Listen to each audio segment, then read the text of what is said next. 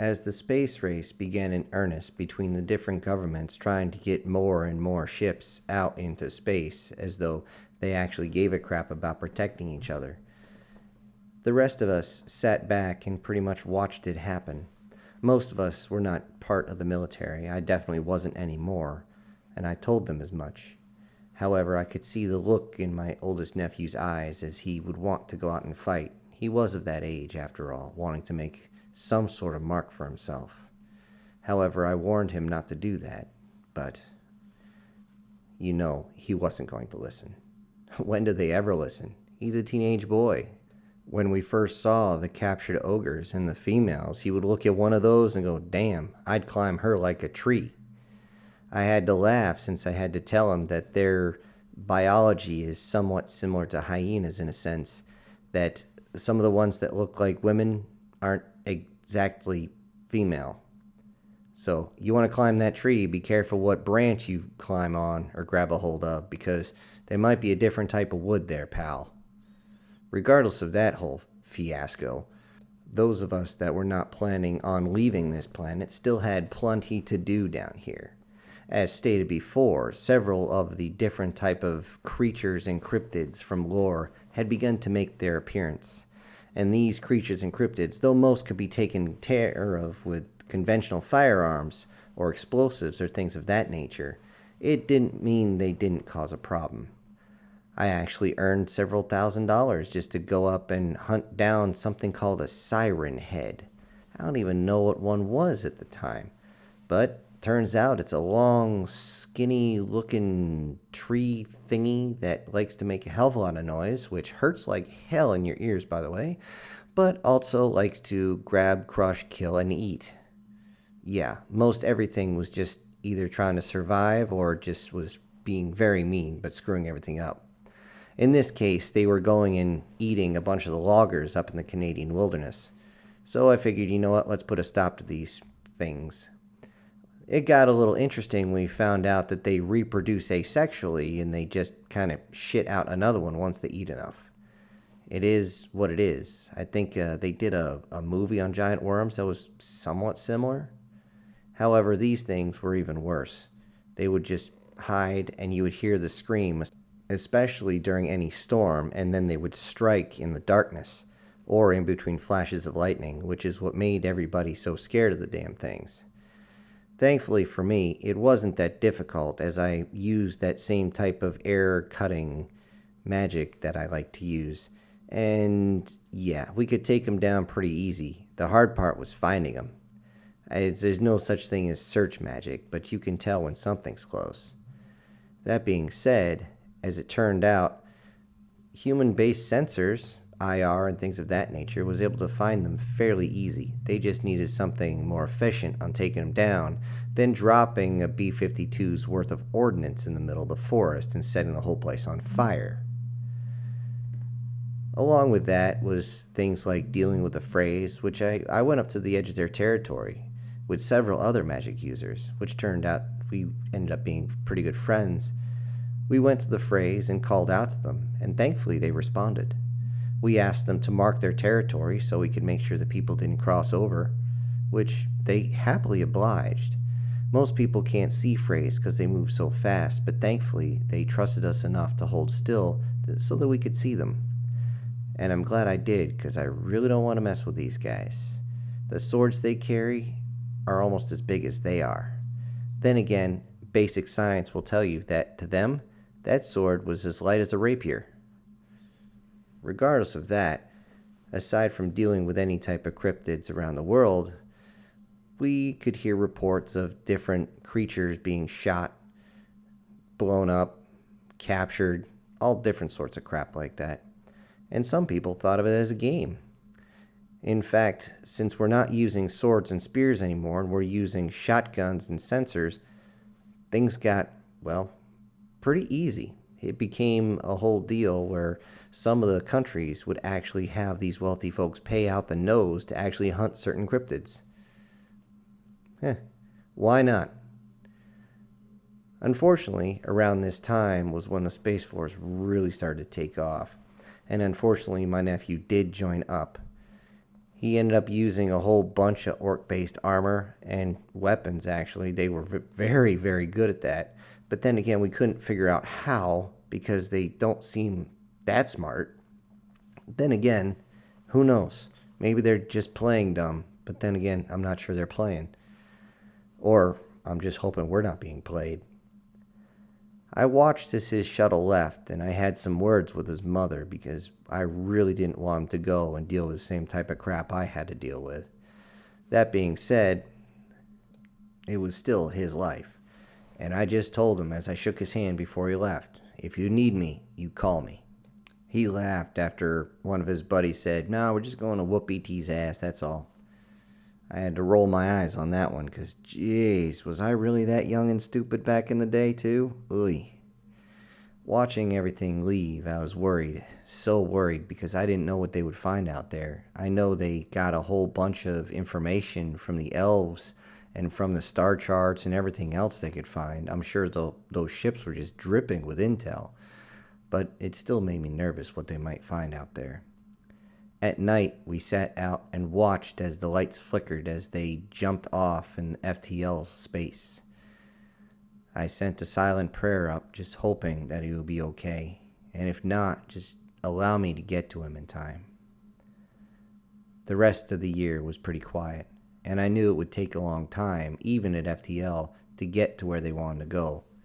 Unfortunately, the first message we got back was the message that they were stuck on an alien world. They couldn't leave.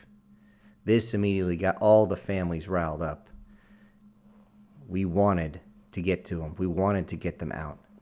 We knew that we hadn't lost that many from the casualty reports, but it still was bad that we couldn't reach out and help them. We couldn't do anything, and it just sucks feeling that helpless. And then I realized I'm not that helpless. I had already given as much instruction that my other nieces and nephews can handle.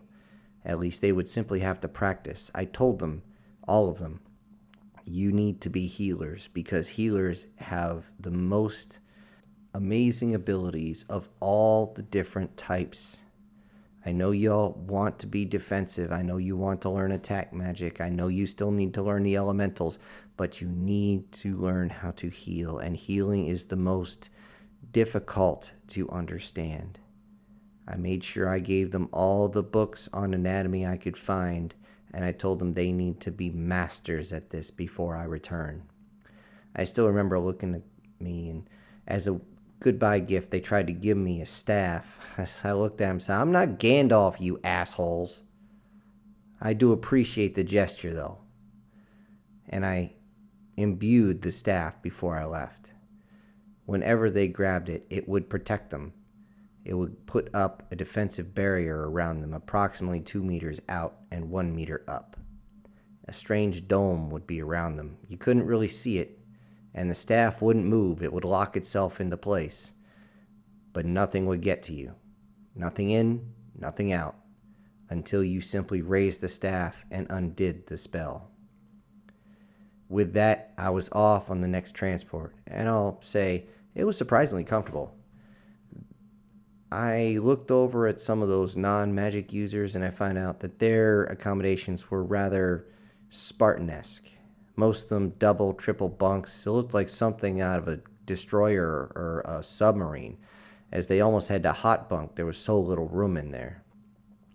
Many of them were more than a little dismayed at the fact that they couldn't go and work out, and I told them that I would help keep their bodies in shape, but they just wanted to find a way to kill time. And needless to say, once people start pulling out some decks of cards, things can get sporting really quick, especially in tight quarters like that. I did offer a few to share my room, as I had more room than I needed.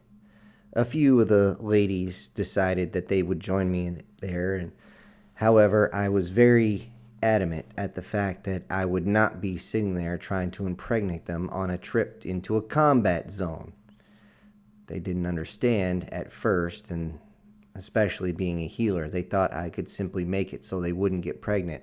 I told them, no, it works the other way around, stupid.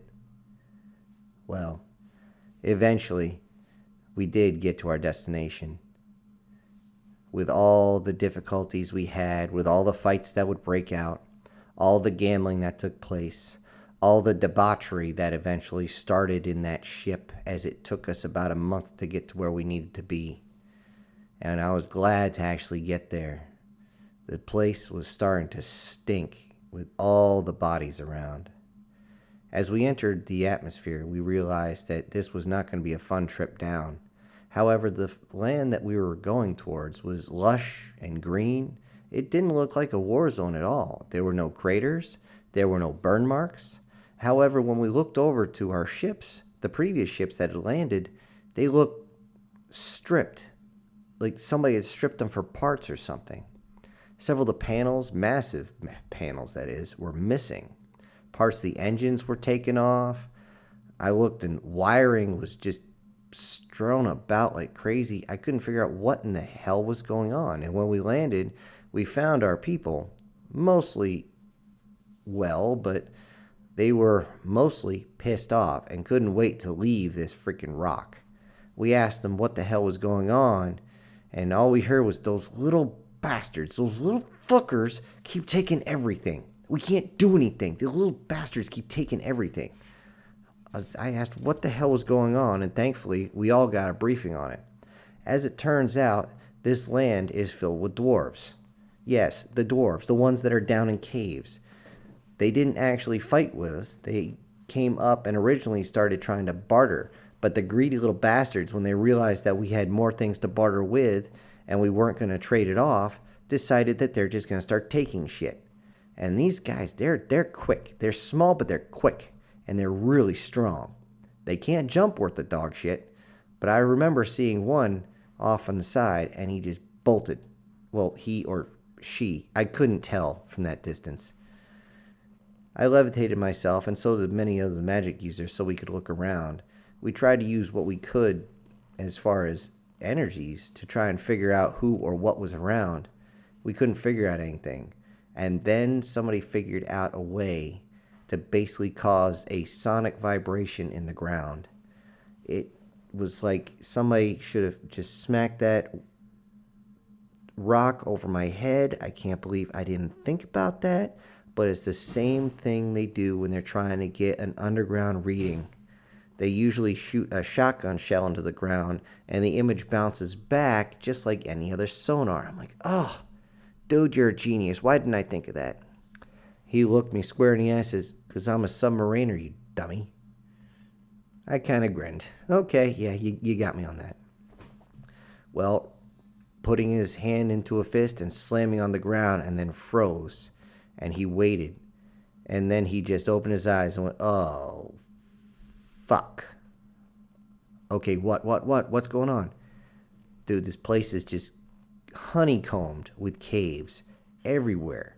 I mean, we're standing on one. It's about 30 or 40 meters down, but it's right beneath our feet. One goes right under. There's a tunnel entrance that's over there, over there, over there, over there, over there. He's spinning around just pointing over there, over there, over there. There's another one they're currently working on. It's going to be coming up right over here.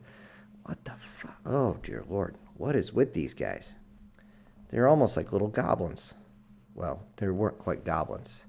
Eventually, a few days later, we were walking around, me and two other magic wielders, and we saw one of these dwarves. And sure enough, they were dwarves.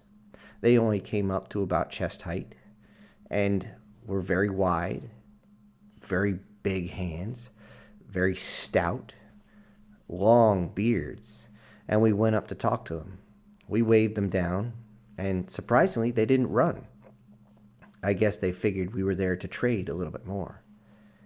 And we tried to ask them what was going on. Unfortunately, some idiot decided to fire a shot in the distance, and before I knew it, this dwarf in front of me just took off running.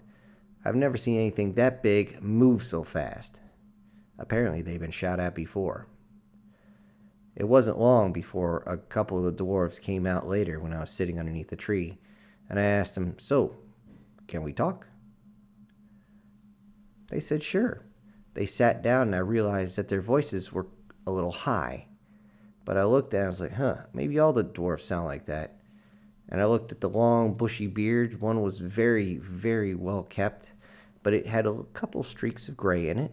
And the other one was clearly younger with his very dark just charcoal black beard that draped down, very well manicured. I couldn't help, but I had to ask them, how can you guys stay so clean? You live underground like that. They looked at me confused. And they said, everything in trade. Huh? Everything in trade. You want information, you pay for it. I'm thinking, great. These are like the big-eared guys from the Trekkie Trek show. So I reached down, grabbed a rock, and I slowly transmuted it into a precious metal. Yes, I did turn it into gold. By the way, that burns. You have no idea how transmutation works. It burns like hell if you're actually touching it. And I handed over. I said, this should be enough for all the information I asked for the rest of the afternoon. And they just smiled and began to fight over that damn rock. As they pulled, I sent an air cutter and sliced it in half, and they both fell back on their butts, each holding one half of the rock. And I asked, are you done? Now, what they explained to me was not something we hadn't already heard. Apparently, their entire population is rather based on avarice. I couldn't believe what I was hearing. I'm like, really? You are the big-eared guys from Trekkie Trek. Oh, God, help us. And eventually, they just explained what was going on, that we, again, had started trading with them, and they wanted more than we were willing to sell to them. So they decided, well, if you're not going to give us what we want that, and we are going to take it from you. And as big and as fast as they are, and it turned out that they were immensely strong as well. I watched one of them pick up a rock, a stone I had actually tossed over, and I realized it was fairly dense, and the fucker crushed it in his hand. Just splat. I was actually very uncomfortable at that point, realizing that without my magical abilities, and all I had was a pistol, I don't know if I could actually protect myself from these two. Although both of them started eyeing my clothes, I was feeling a little off as I pushed farther and farther against the tree. I could hear other people in the distance trying to carry on other conversations. I didn't know if they were talking with other dwarves or what, but I asked them if they wouldn't mind us actually leaving their space. They said, nope, your ships belong to us now. Why? You landed on our planet. Your ships belong to us now. Well, what if we want to leave? We don't want to stay here. Well, then you belong to us now. That sent a chill up my spine. I informed them we don't do slavery at all. They looked confused. They said, but that is the way of things. You are now mine. And the other one said, no, he is now mine. I stood up slowly and said, I don't belong to anybody, thank you. Then they both of them looked me square in the eye, with rage as they stared up at me. And with blinding speed, one of them reached out and punched me right in the abdomen. I don't know how it reached up and hit me so hard that fast, but down I went as I thought I felt my kidney break. Reaching my hands down towards my stomach, I just groaned as I hit the ground, immediately searching my body to see what damage had been done, and sure enough, 2 ribs broken and a kidney almost destroyed. I'm like, crap, good thing if they didn't go any higher. That would have busted my liver. And I pretended to be hurt more than I was as I continued to heal my body. They both began to fight over me as though I was a spoil of war. Like, what the hell? What is wrong with these folks? I had been briefed on what they had found in this culture to this point, but I honestly thought they were joking. Nobody can be this damn greedy. How could a culture be this damn greedy? As I slowly made it to my seat, I still held onto my side, pretending as though I was still hurt, and I simply asked, Why did you hit me? Why? Oh, why? And they just kind of looked at me, almost confused. And that is when I heard a dark, almost bellowing voice behind me. What are you two doing? I slowly turned and looked, and there was another dwarf, this one only slightly larger than the others, and also with a very wide, bushy beard, as he stepped forward. "You two know not to touch them. You know not to do that, or they will come at us with their weapons." I looked over and realized something was off, and then I realized what was going on when he said the next sentence. "You two girls shouldn't be away from the tunnels like this. You're too far away, and your mother's going to get nervous." I looked over at the two others and couldn't believe what I was hearing, and I wanted to smack myself again for not remembering the old lore about these damn dwarves and how both men and women have beards. Again, I could have smacked myself. I just turned and said, "Sir, do you mind if I leave? I don't do the slavery thing." He almost seemed to take offense to this, but apparently he had dealt with humans before. And then, as I was getting up to leave, I asked, "Is there any way we could leave this planet? Get our stuff back so we can rebuild our ships?" And he responded, "Everything in trade." I just kind of had to shrug it off. As I got back to the landing site, I realized that the shuttle I'd come down with had already been looted. We saw a few of the dwarves grabbing crates and they ran off into the woods. God damn. I actually screamed out, "You fucking goblins!" which made them actually stop, turn, and drop the crates. "What did you call us?" I said, "You're acting like fucking goblins." "How dare you!" And he actually ran at me. Using my powers, I simply levitated him up just a few feet, and his legs kicked in the wind. His buddy ran at me again with a hammer up over his head, and I levitated him as well. Both of them kicked and thrashed in the air, and I walked up slowly to them. Other magic users came up and looked at me and said, "Where did you learn to do that?" I simply said, "Dude, you need to read more comics. This is what they used to do to the Hulk." One of the others just kind of smacked his head. "Oh, shoot. Yeah, I don't remember which issue that was. That was great." And I walked up to the dwarves, looked them in the eye, and said, "You're not dealing with standard humans anymore. Bring back our materials so we can get off this planet. If not, I can't promise you what's going to happen next." With that, I dropped them both on the ground, and without skipping a beat, they bolted off towards the nearest cave opening. Me and the others used our powers to levitate the crates and put them back inside the transport, and then made sure that the captain knew to lock it up at all times. It was getting to the point where the soldiers that were there were getting more than frustrated with having to deal with this. So far, the only thing that the dwarves had done was steal things, instead of actually trading, but actually stealing. And now, the materials were starting to run short. You want to piss off a human? Make him not be able to eat for a few days, and we'll see how pissed off they get. In less than a week, we tried to get the dwarves to finally return all our materials, but they out and out refused. And it was now that the soldiers said, "You know what? Fuck this." And they started following the dwarves back to their tunnels. With weapons raised and lights on, they entered the tunnels, and every time a dwarf was in the way, they shot it, leaving a stack of bodies on the way. And eventually the dwarves would go up and ask us, "Please, please, please stop doing that." Just long enough for them to try and jump at our men from other directions. The battle for the tunnels had begun, but this was going to be a short battle as the magic users like myself were close by. We used our ability to find the entrances to all the tunnels, and they dropped the old school satchel charges down inside on the same signal, and boom, every single tunnel leading around our area had collapsed. When that wasn't enough and other tunnels were started, we started laying ambushes where the tunnels were going to be and started to blast the dwarves as they came up. Eventually, they came up with their hands raised. They realized that our tactics were going to be more and more versatile.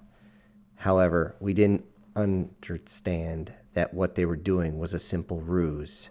They had dug out underneath one of the ships, and on whatever signal they had used, they had dropped the pillars, the supports from underneath, and the ship dropped a good 20 feet down into the hole, crushing part of the hull as it crashed under its own weight. Now, game on was all we heard, as several shots rang out and another dwarf ended up dead. But this time, dwarves came out, but they had more than just hammers and sickles or knives on them. They had other firearms, and we recognized these guns. These were the same guns that the ogres had used against us. These were the same weapons that we had just fought a battle against, and we had won, and we were not going to take prisoners if we didn't have to. As fast as they were, it was difficult to draw a bead on them. Thankfully, these suckers may be quick, they may be strong, but they are the shittiest marksmen I've ever seen in my life. I barely had to hold up a shield as they would fire in our direction, as they would run and kind of fire in mid-stride, not even holding the weapon straight, but instead allowing it to swing with each arm as it went up and down in a standard run. This may have allowed every bullet to come out every single time the hand went up, but the shot would go wild every single time. However, when they got close, humans were no match for their speed and strength. It was insane to watch one of these dwarves, who barely stood 4 feet tall, able to punch into the core of one of the soldiers, and you could actually see the shockwave go through the soldier and snap his spine as the body went flying a good 15 feet backwards. It was horrific whenever they actually got close with their melee weapons and crushed in bone like it was nothing. As I went up to heal, I couldn't believe what I was sensing inside some of the body, as the bone itself was basically gravel. It was all I could do to keep them from going into sepsis shock half the time, as I slowly, very slowly, had to fuse the bones back together. This made even worse, as the fact that the soldiers I was helping could feel every single movement and were trying desperately not to thrash. Usually I needed several others to hold them down while I concentrated. The battle was not in their favor, though, as we realized all we had to do was break their tunnels. And eventually, we saw something we did not expect. Dwarves were coming at us from one direction, and then we heard a horn, an old-school battle horn, coming from one direction, and the dwarves seemed to freeze in place. They turned and looked, and then looked back at us, and they had sheer fear in their eyes. We looked over, and we could see seemingly an army of them coming in full battle armor. But this was not any medieval armor. This was modern armor coming towards us, and we braced for an inevitable battle. But the battle never came. As the forces got close, they stopped, put their shields up, and waited. An envoy on the back of a small, very wide, almost looked like a Shetland pony, came up, and one of the leaders went up and they spoke. I couldn't hear what they said, but I could see that that dwarf leader was beyond angry, but he wasn't angry with us. As it turned out, the tribe that was there was a poor tribe, and they thought that they could simply steal everything from us, let us starve out, or take us in battle, and then just be one of the most powerful and richest clans out there. It was not to be. Who we were talking to now was the king of this continent, and he would not allow them to do such horrible things. Though they were still greedy, all of them. It didn't matter if it was the king all the way down to their lowest peasant. They all wanted some sort of compensation. They all wanted some sort of money, jewels, or anything. But as it turns out, the king was not a fool. He realized what was going on, and he commanded the return of all of our equipment and to fix our ships. And to our unbelievable shock, when they returned our equipment, some of it worked even better. As it turns out, the old adage that dwarves were amazing craftsmen actually holds true. though we still paid them. We did. Those of us who could wield magic simply used our transmorphic abilities, which, as I said before, hurts, especially when you're holding on to it, but we don't have to hold on to it to get it to work. We paid them in precious jewels, precious metals, and anything else they wanted to make sure that our ships were not only reassembled, but improved. And they were improved to a degree that even I couldn't understand. Using my abilities to scan the ship the same way I scan a human body, I couldn't believe how well things flowed. Energy began to flow through the conduits with a degree of ease I couldn't fully comprehend. How did they do this? How could they possibly take some of our shielding and melt it down, reforge it, and make it even better than it was? Before we left, we had struck a deal with that king. As it turns out, for each planet, each king holds a massive territory, usually about the size of one continent. We would have to talk to each of the kings and make peace with them, make deals. But if we were willing to make more of what they wanted, more things to trade, more shiny shit for them to enjoy so that they could impress their own, then they would be more than willing to help us out.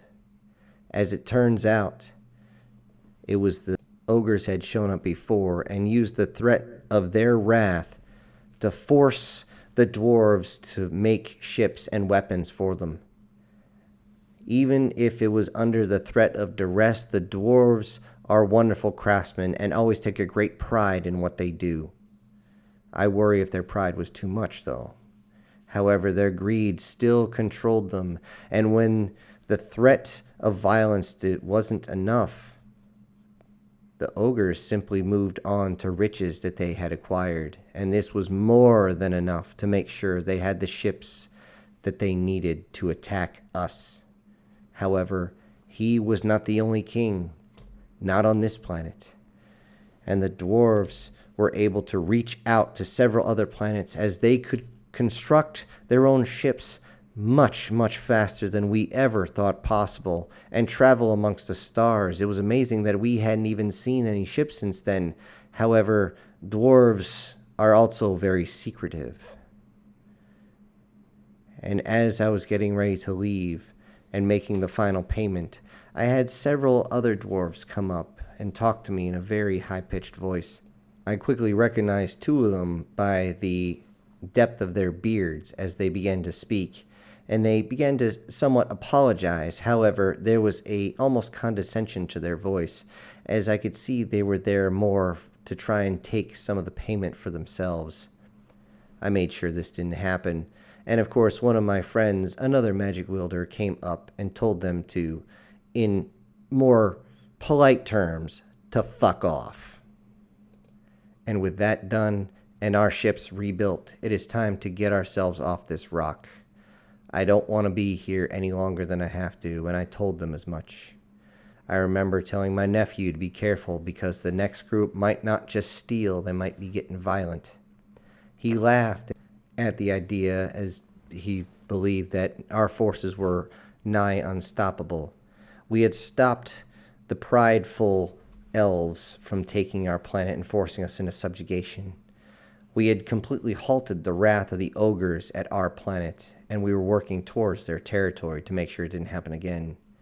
And now they had bartered with the greediness of the dwarves. Several of his officers were around, and since I was one of the strongest magic users there, they wanted to be on my good side, as they constantly started saying how they couldn't be stopped, and they dealt with this one and that one, and there's no way anybody could pose a threat to humanity now. Even his battalion commander looked up and said, "Anybody who faces us, we can take care of them." And I pulled out the same old line. "Ah, arrogance and stupidity in one complete package. How efficient of you." He was not happy with that statement. But because they were the way they were, and I didn't trust them anyway, and I knew my nephew was going, I would be with them on the next venture. And I told him as much. One of them had the gall to actually call me by my old rank. I shot him a look of vitriol that will make Medusa turn to stone, and he backed away immediately. I watched as they left. I shook my nephew's hand, and I went back to my transport. And as all the ships took off, I actually helped aid the engines as they left this rock, and we would head to the next sector. All I can wonder is, what the hell are we going to run into next?